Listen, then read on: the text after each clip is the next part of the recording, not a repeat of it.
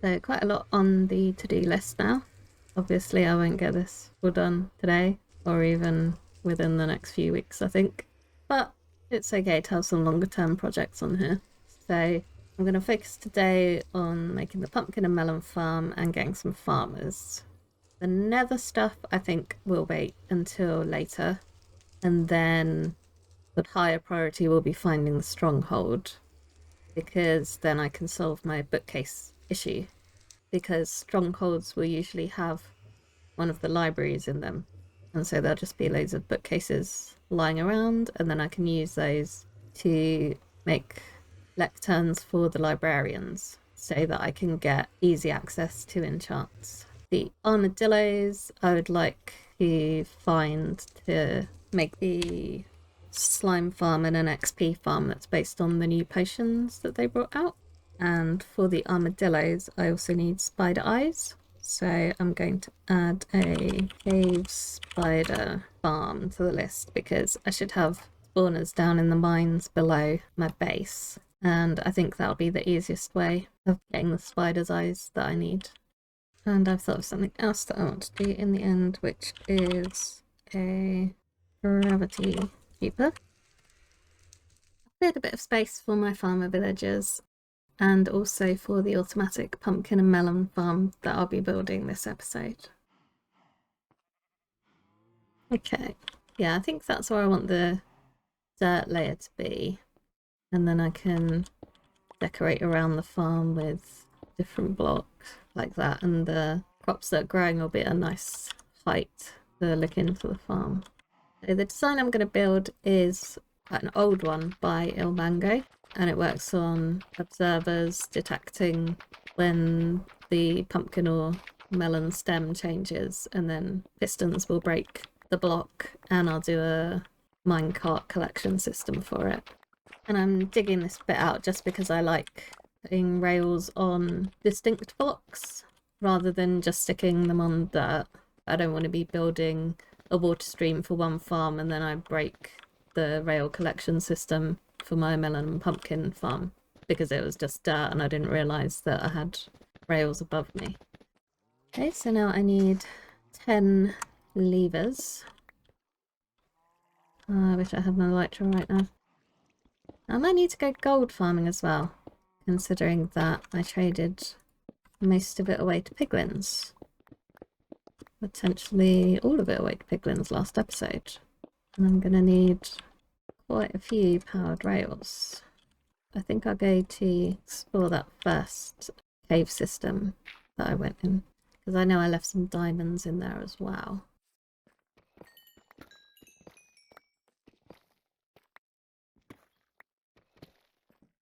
Ooh, geode. That's good, because for the minecart emptying system, you can use a trapdoor for it, but that's... ooh, whoops. Not always been reliable in my experience. Quite lucky I didn't die there. Ooh.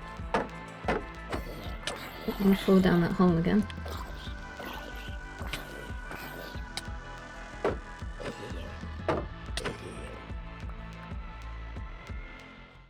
Okay, let's just have a little rest up here.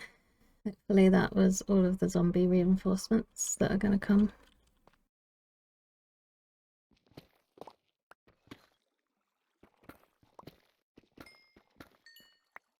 I probably should actually kill these endermen. They just scare me a lot.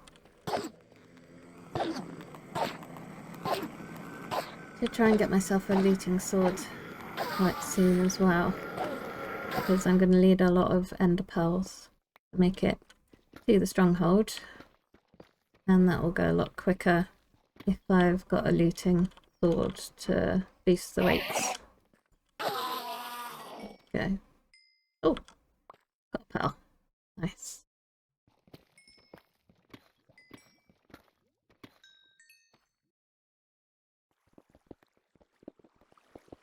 This is actually a copper vein here, which means if I ever need more, I can keep on digging through the granite, and that should lead me to even more copper.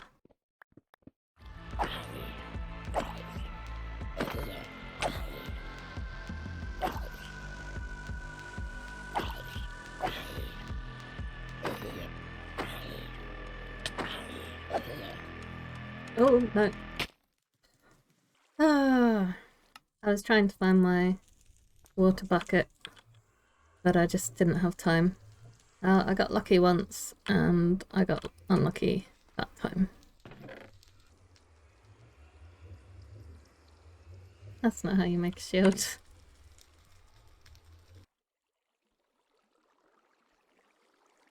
Well, there's a load of XP orbs. Yeah. So, if I'd have not panicked, maybe I could have just gone across to where this water is. Maybe I should block off the giant gaping hole in the floor. That would probably be a smart thing to do, wouldn't it?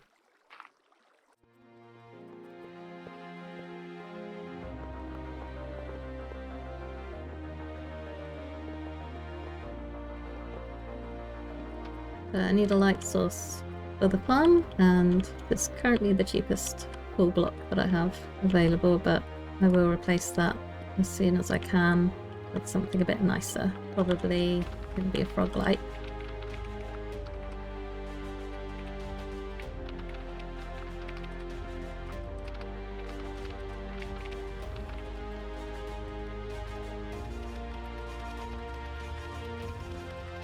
For now, I just do alternating rows of crops.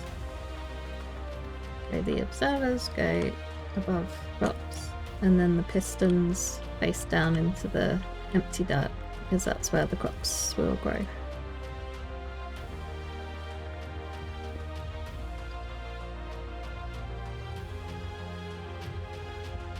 Right, so I need an unloading station. I think for the time being, until I've set up my farmers, I'm just going to do a really simple one where the minecart comes out, sits on top of a hopper until it's empty, and then goes back into the farm, rather than doing the water stream one right away. I plug that, but I think I'm actually just going to build it on dirt because it's temporary. And we'll elevate it a little bit. That'll make it up there, I'm not sure. I might just send this around on a little trip, see if it makes it back up the slope. Okay, it makes sense to have that there. And we'll have hopper going in. Yep, it makes it up just fine. And now I need to remember how this bit works. I think we take a readout from this hopper, and then if that's empty, power torch.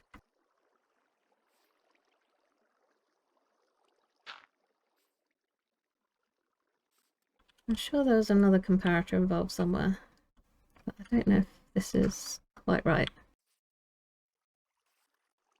Because I guess that doesn't need to be a comparator, it could be a repeater. Anyway, let's send this around on a little trip. I'm just gonna throw a couple of items there as well to check that this works. I do actually need to set up the piston firing mechanism, because otherwise we're not going to get any drops at all. Okay, yep.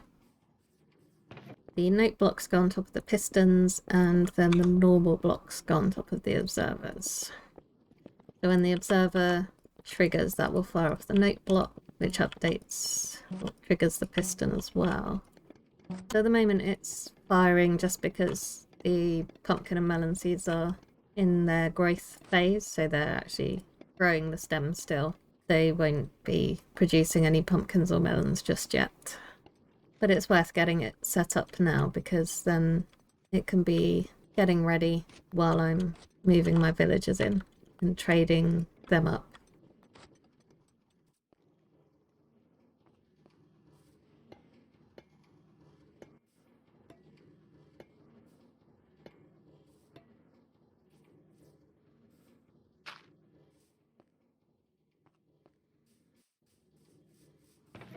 Yay, got a little harvest going already. That's good. Just gonna check my villager breeder as well. I don't know how much it's been loaded. Oh, okay, hello. Yep, that's quite a few in there, so I think I might just put them on hold for now. I built a little pod for my farmer trading, which is going to be an annex off of the main trading hall. But I'm not very pleased with how it's come out, so I won't show you the whole build process for that. Plus, I've taken up a lot of this episode with a time lapse of the pumpkin and melon farm building, so I didn't think it would be good to jump straight into another time lapse. So we'll just move on to the trading portion.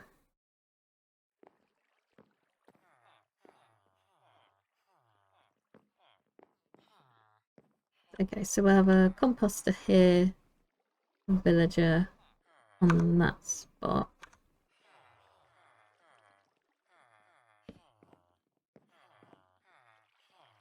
And I'm going to sit them in mine carts, just because then it's easier to move them around for curing, or if I want to change their location.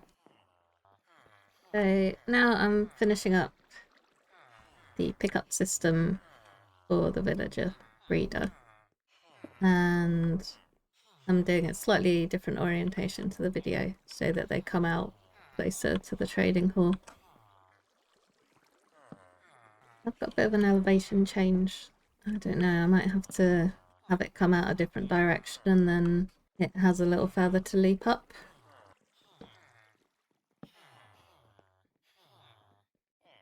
I guess that's okay. So it's going to come up here. And then I just need it going up on solid blocks.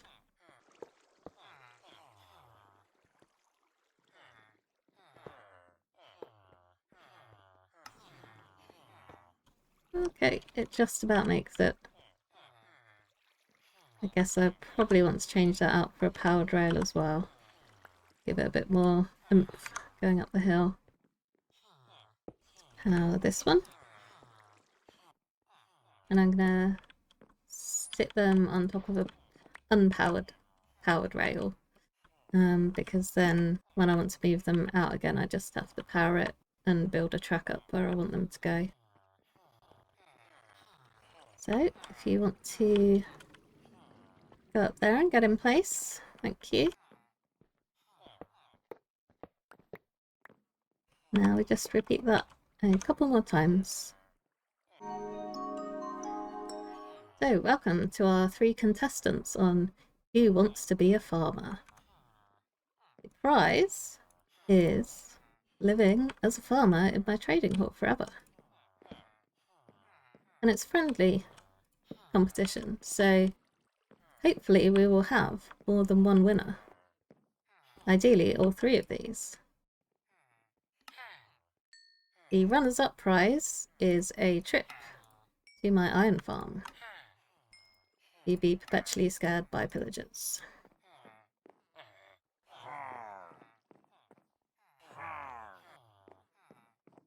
Seems 2 of them don't want to play, and I've run out of potatoes for this guy, so need to go and grab myself some more supplies. You can't...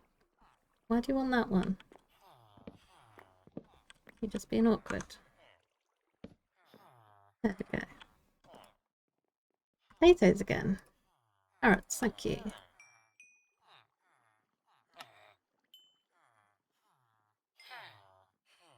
I thought I had quite a good stock built up, but apparently not.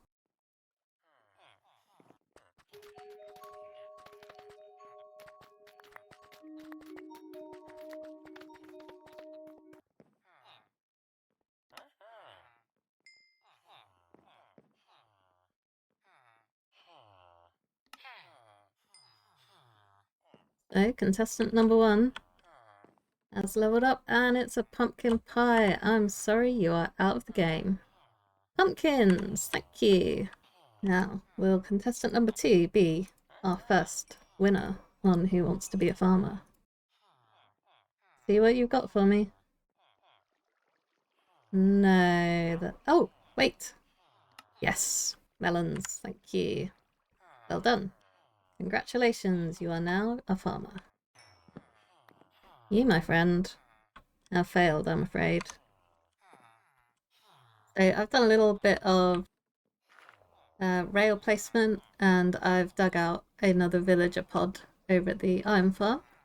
And now I can send this pumpkin pie on a one-way trip to the iron farm.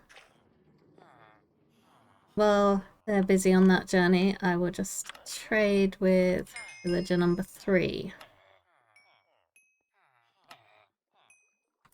See what you've got for me.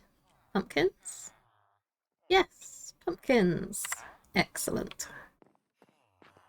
So we're welcoming a new contestant, and this one is from the ice biome.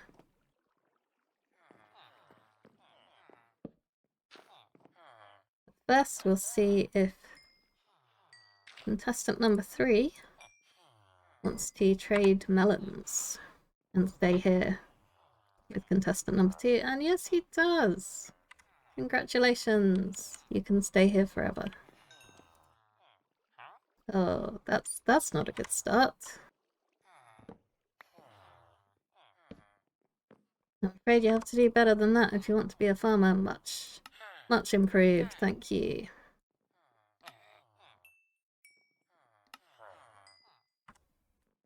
What do we have up now? Is it a pumpkin? It's pumpkin!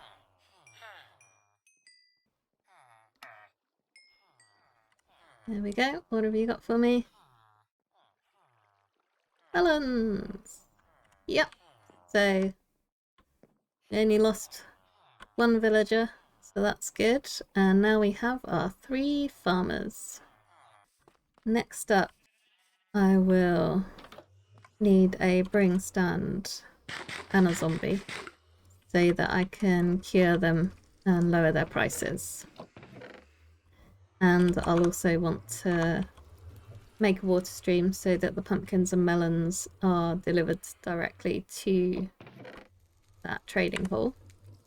And lastly, I want to auto craft up the melons, because as you can see, now that the farm has been running for a little while, the chest is getting quite full of the melon slices. So I've stuck a crafting table here so that I can manually craft them into the blocks, but obviously it would be a lot better if I just have that going automatically.